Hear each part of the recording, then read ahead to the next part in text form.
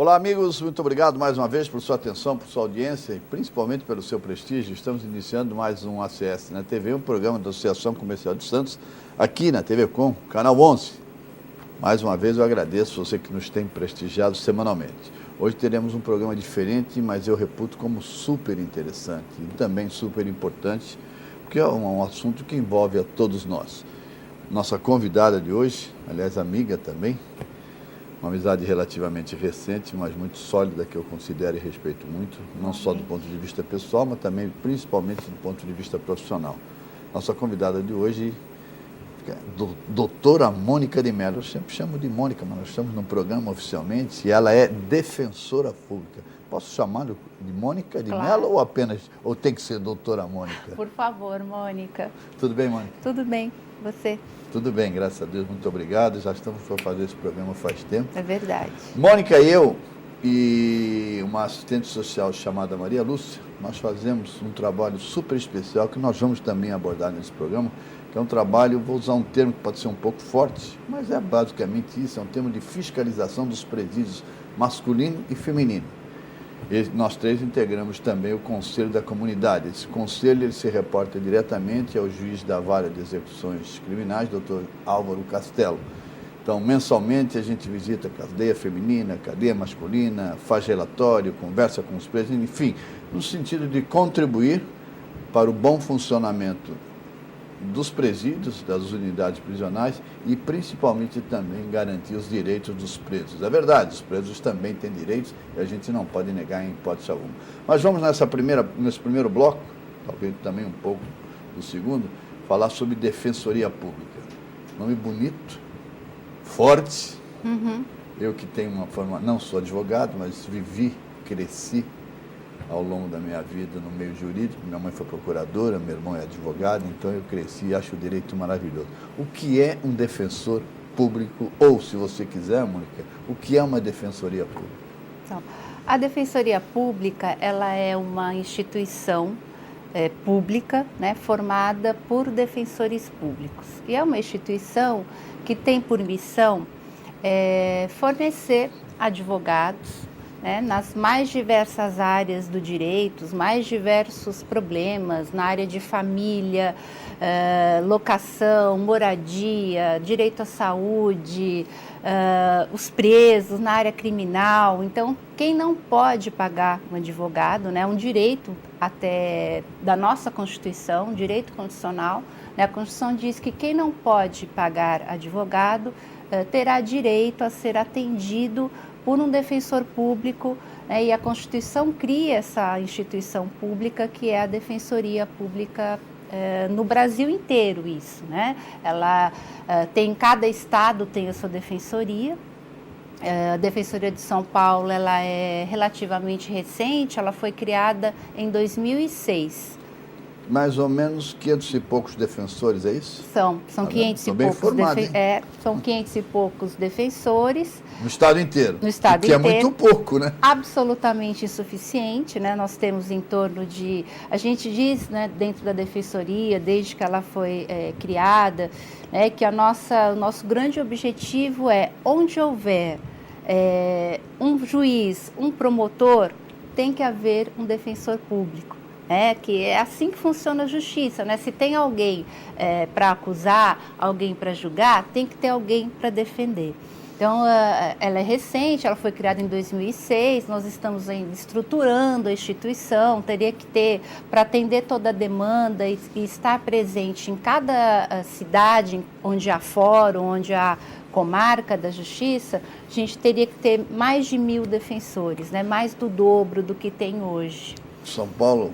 Já houve um tempo que tinha 500 e poucos municípios, eu não sei o número exato, mas hoje eu sei que tem mais de 600 municípios. Sim. Mas o fato de você ter mais de 600 municípios não significa que você tenha mais de 600 comarcas. Uma vez pela metade, você tem ideia? Eu sei que é uma pergunta difícil. Você tem ideia do número de comarcas? Eu não tenho ideia do número de comarcas. Metade, por exemplo? Eu acho que são 300 e alguma coisa. E nessas 300 há defensoria pública ou ainda em fase de implantação? Não há defensoria pública. No estado, quantos nós temos? No estado nós temos 500 defensores que devem estar presentes em metade, mais ou menos, 150 aproximadamente. Dessas comarcas. Até pela convivência com você e também pela necessidade de a gente sempre aprender um pouco mais. Eu li algum tempo atrás sobre a Defensoria Pública. O que me chamou a atenção e eu achei importantíssimo é que a Defensoria Pública do Estado de São Paulo, apesar de ser do Estado de São Paulo, ela é autônoma, ela é independente, ela não tem nenhum vínculo com o governo do Estado. Quer dizer, sim, ela tem uma autonomia plena. Uhum. E isso é super importante para que vocês tenham poder de atuação. Sim. É esse o foco correto? Sim, e isso é importante. A Constituição criou a Defensoria com essa autonomia. Bem lembrado, a autonomia é garantida pela Constituição Federal. Até porque muitas vezes o defensor público ele tem que entrar com uma ação contra o próprio Estado. Então, na área, na Defensoria aqui em Santos, os defensores da área civil entram com mandados de segurança e com ações para obter, por exemplo, medicamentos ou tratamentos de saúde que a pessoa não conseguiu obter na rede pública. Então, são ações em que o réu dessa ação, né, quem tem que prestar esse serviço é o Estado que se omitiu e o defensor público vai ter que acionar o próprio Estado para garantir isso. Então, essa é uma das razões, né, fundamentais para se ter autonomia, né? Imagine se fosse subordinada ao Executivo, então, né, teria uma independência relativa, seria uma instituição mais fraca. E a ideia é que seja uma instituição forte, independente, que possa realmente fazer essa defesa dos direitos, né, daqueles que não podem pagar advogados sem prejuízo do seu sustento, da sua família, e realmente garantir o acesso à justiça da população pobre, né? Essa me parece, falta um minuto para a gente encerrar esse bloco, vamos fazer um break já, mas essa me parece a chave da questão, é importantíssimo, o acesso à justiça. Ficando um pouco mais na nossa região metropolitana, eu peço uma resposta mais objetiva, porque nós só temos aí 40 segundos para encerrar esse bloco. São 9 municípios que compõem a nossa região metropolitana, Mônica. Nesses 9... tem defensoria nos 9, nos 8, nos 7, nos 6, 5, 4, 3 ou 1? Infelizmente, só em Santos e São Vicente. Temos 2 na região metropolitana. Então, rapidamente, qual é o endereço em Santos? Em Santos é a Avenida São Francisco, 261. Ali perto do Fórum? É pertinho do Fórum. Pertinho do Fórum. Ali é Praça José Bonifácio. São Vicente, você lembra? Não sei de cabeça São Vicente, mas daqui a pouco eu consulto, a gente não tem problema. No intervalo eu vou pedir, inclusive, para a nossa... A gente passa. Para a nossa equipe, a Karine, com certeza. É pertinho do Fórum de São Vicente ali? Também, é na rua de trás ali do Fórum de São Vicente, e também os defensores criminais de São Vicente ficam no Fórum. O atendimento é no Fórum de São Vicente. Então nós vamos encerrar esse primeiro bloco, e eu vou deixar para o segundo bloco o gancho, saber como é que você pode procurar a Defensoria Pública, o que é que você pode fazer. Você pode chegar lá e reclamar de tudo e de todos na Defensoria Pública com a Mônica. Aliás, parabéns pela elegância. Obrigada. Muito elegante. Voltaremos em instantes.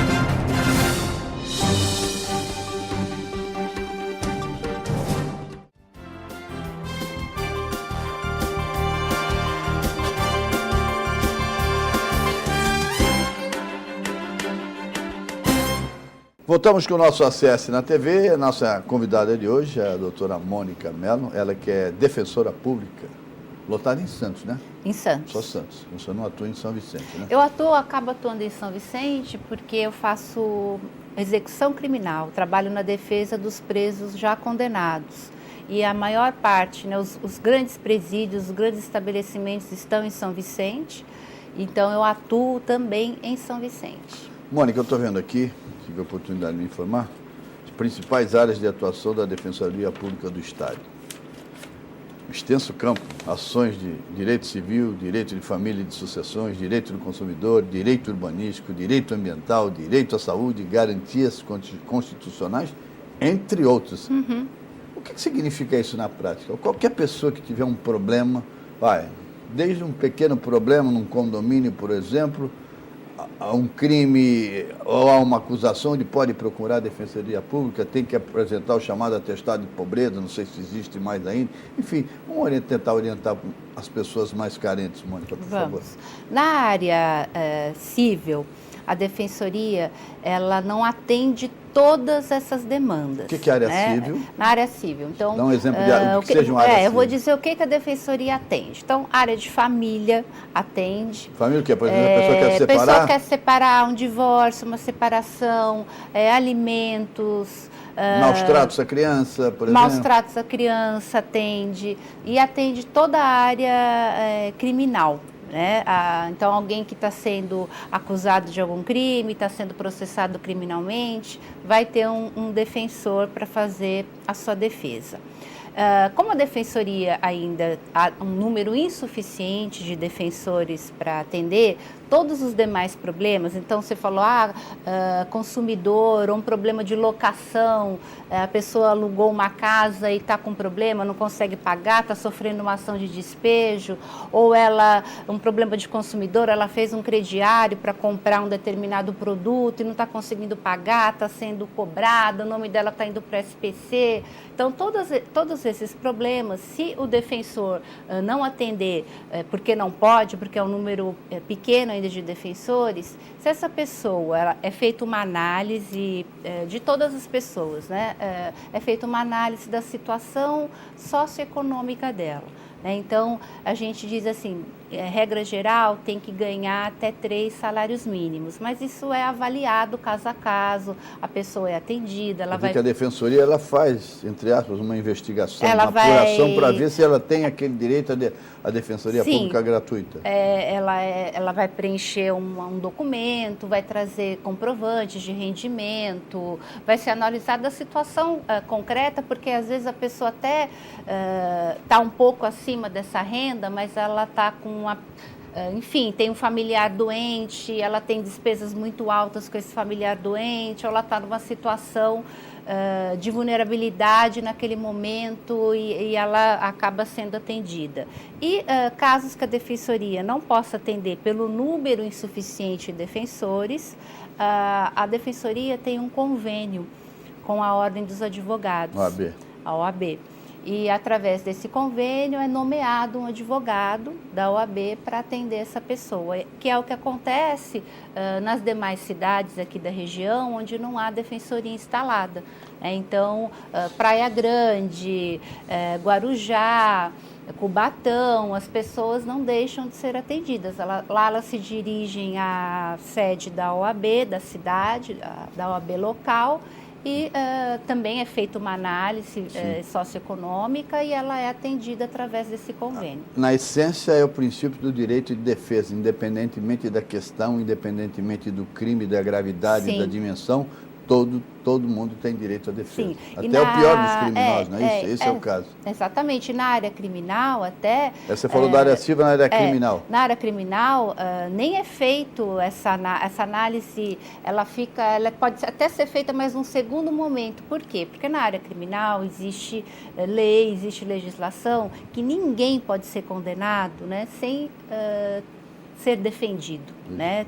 Tem que ter o direito à liberdade, né? Ninguém pode ser encarcerado, privado da sua liberdade sem ter uma defesa. Então, a Defensoria vai atender onde não há defensor, vai ser nomeado um advogado e, posteriormente, se constatar que aquela pessoa tinha condições de arcar com os custos de um advogado, a própria defensoria vai requerer que o juiz arbitre honorários, enfim. Mas na área penal, normalmente, da minha experiência prática, a maioria mesmo, quem não pode pagar, acaba sendo defendido pela defensoria, né? E eu acho que até a minoria que acaba contratando o advogado particular. Agora, é uma pergunta que eu reputo como interessante também, e que eu li, se eu estiver errado você me corrige, mas a Defensoria Pública também atua na área de conciliação. Sim. Né? Eu gostaria que você falasse, que eu acho interessante. Vou pegar um exemplo simples. Um problema de condomínio, um vazamento em cima, está afetando o apartamento de baixo e o de cima não quer fazer a obra. Pode-se procurar a Defensoria Pública no sentido de tentar conciliar? Sim, isso... Não sei se é um exemplo grosseiro ou simples, não, mas é também isso, muito, do dia a dia. Muito importante o que você falou, porque eu acho que a gente vive até no Brasil hoje um pouco essa ideia de um excesso, a gente diz que seria um excesso de judicialização. O que é isso? As pessoas, diante de algum conflito, de algum desentendimento, a primeira coisa, vou entrar na justiça, vou para o fórum, vou entrar com processo.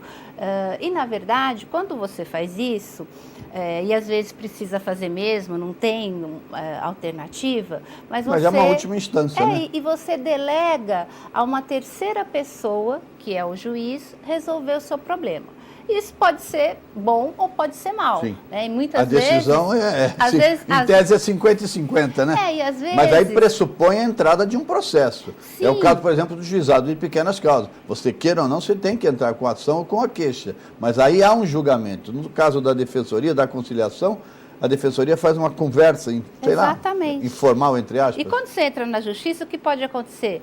Você perder tudo. Porque também existe, às vezes na justiça você vai entrar e você perde tudo. Líquido e certo.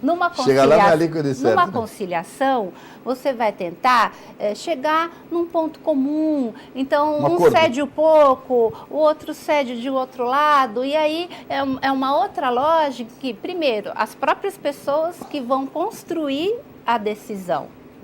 Então, isso também gera uma maior adesão, um compromisso com aquilo que foi decidido. E outra coisa é que você pode chegar num ponto, num consenso, em que ninguém perdeu tudo. Cada um cedeu um pouco e as duas partes vão sair mais satisfeitas, a probabilidade de levarem o cumprimento daquele acordo adiante é muito maior do que num processo judicial. Então, essa é uma área bastante importante e a conciliação, principalmente no âmbito do direito de família, de separação, divórcio, pensão, ela é algo assim, muito importante, dá resultados muito bons. Então, é algo que a Defensoria também tem investido. E estimula, lógico. E estimulado, com certeza. Nós vamos encerrar esse segundo bloco, e infelizmente já vamos depois para o terceiro bloco, mas você vai voltar oportunamente, porque o assunto é fascinante. E no terceiro bloco eu quero conversar sobre o nosso trabalho, que nós, da Associação Comercial de Santos, como jornalista também, nós integramos esse Conselho da Comunidade, que é um trabalho que envolve 3 áreas. A área da Defensoria Pública, a área da Associação Comercial, que eu represento, e a Justiça e o assistente social Maria Lúcia, que integra o nosso grupo. Nós voltaremos em instantes para o terceiro e último bloco desse nosso ACS na TV, hoje com a advogada e defensora pública Mônica Mello.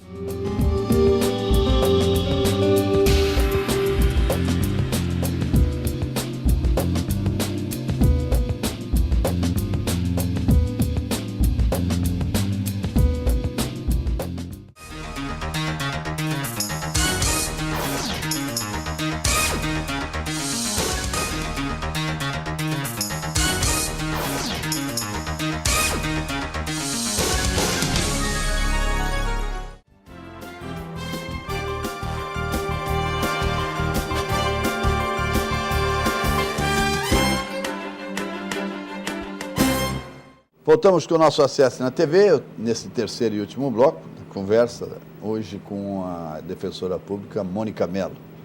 Falamos muito sobre defensoria pública, vou pedir rapidamente para você repetir o endereço da defensoria Pública em Santos, para você, telespectador, diante de qualquer dúvida, qualquer necessidade, não precisa ir lá apenas para, não, vou entrar com a ação, estou com um problema, até para se informar, para você saber efetivamente os seus direitos. É São Francisco? 261. 261. Bem perto ali do Fórum, Praça José Bonifácio.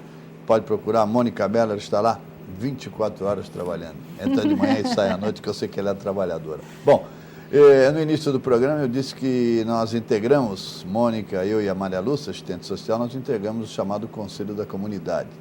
Esse conselho, que é nomeado pelo juiz da Vara de Execuções Criminais, Dr. Castelo, ele tem a prerrogativa e tem a missão básica de visitar os presídios feminino e masculino, com o objetivo de observar, com o objetivo de conversar com os detentos, com as próprias autoridades, mas visando principalmente melhorar as condições de funcionamento, de habitabilidade, preservando os direitos dos presos.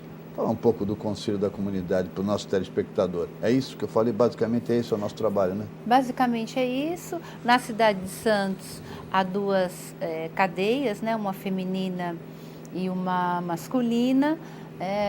Infelizmente, na Baixada Santista inteira não há estabelecimento prisional para mulheres, né? Então a gente tem esse grave problema que as mulheres acabam, algumas cumprindo pena na cadeia ou ficando muito mais tempo num lugar que realmente não tem condições de abrigar presos.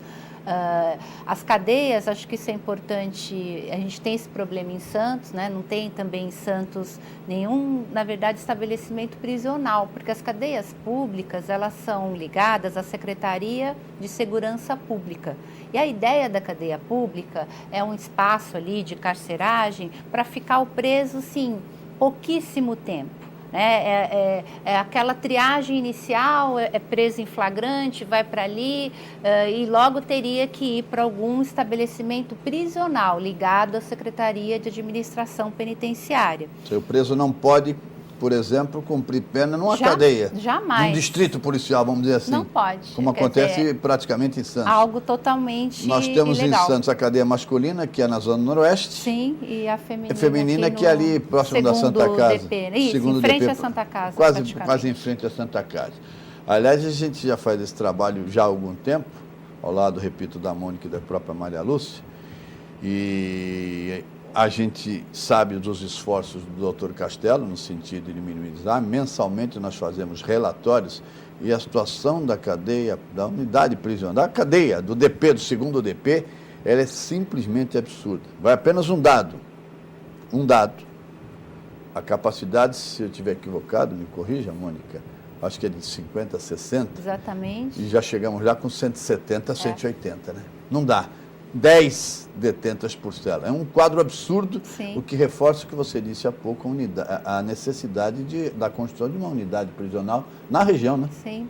E na cadeia ali tem gestantes, né? A gente já teve o caso, isso faz 1 ano e meio mais ou menos, de uma presa que teve o filho dentro da cadeia pública, dentro da cela, ajudada por outras presas, pelas médicas pela de plantão, carcereira, né?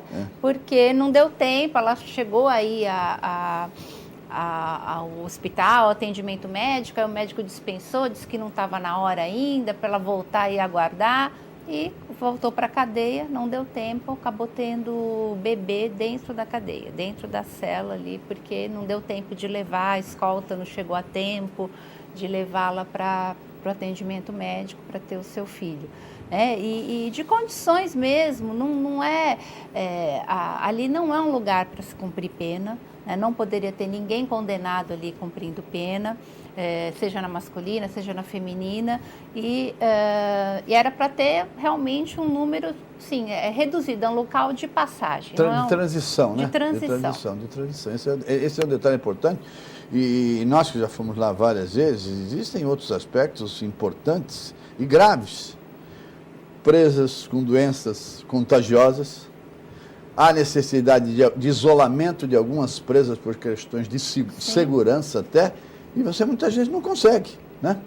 A situação da unidade feminina, unidade prisional feminina, que na verdade é o 2º distrito, ela é extremamente grave. A gente sabe do esforço do prefeito Papa, já em contato com o governo do estado, no sentido de construir uma unidade prisional masculina, mas a feminina talvez seja mais importante, mais necessária hoje, não é, porque Mônica? não há na Baixada nenhuma unidade. Então, existe um direito, por exemplo, da pessoa presa, que está na lei de execução penal, que é a de cumprir a pena perto dos seus familiares, né? Porque se a ideia é que a pessoa se ressocialize, né? Que eu nem acredito que isso aconteça no nosso sistema prisional atual, né? Mas se a ideia é essa, a pessoa precisa cumprir a pena próxima da família. Para quê? Para receber visitas, para não perder o vínculo familiar, né? E o vínculo afetivo com as pessoas da sua família, para poder continuar com esse vínculo externo, né? Então, é um direito a pessoa cumprir a pena perto da família. Hoje, esse direito para as mulheres na Baixada inexiste, é completamente negado, porque para ela cumprir pena, ela tem que sair daqui da Baixada Santista, o que vai dificultar a visita de familiar, vai perder contato com os filhos, muitas presas têm filhos, né? Perde completamente o contato com a família, com os filhos. Isso é muito ruim, prejudica o processo de ressocialização. Exatamente. E há aspectos interessantes, principalmente na área da Defensoria Pública, e detentas em Santos, que o processo ocorre na comarca de Itanhaém, que é um negócio simplesmente absurdo, né? Sim. O que dificulta o andamento do processo, Sim, dificulta o julgamento e acaba prejudicando o próprio preso. Nós estamos, infelizmente, encerrando o nosso programa, mas há que se fazer também ressaltar que na unidade masculina da Zona Noroeste, lá o quadro é relativamente tranquilo, Sim. né? 20, 25, e há essa transição rápida. Lá é melhor o quadro, né, Mônica? Como lá, ela acho que teve esse histórico que já foi interditado, né? Teve um momento recente a reabertura da carceragem ali masculina, né? Do 5º DP. Então, felizmente, eu acho que eles estão conseguindo manter ainda numa razoável, né? Não estão superlotando, acho que eles estão, até porque tem esse histórico, já houve uma interdição ali, já estava uma situação tão crítica a ponto de se interditar. Então, acho que agora, quando reabriu, acho que faz o quê? 1 ano e meio, 2 anos, isso, né, exatamente, que está reaberta, eles estão conseguindo, acho que, manter num grau mais razoável. Aliás, daqui a pouco, nós vamos para lá. Nós vamos para lá fazer, esse mês agora é a visita à unidade masculina, nós vamos fazer mais uma etapa do nosso trabalho.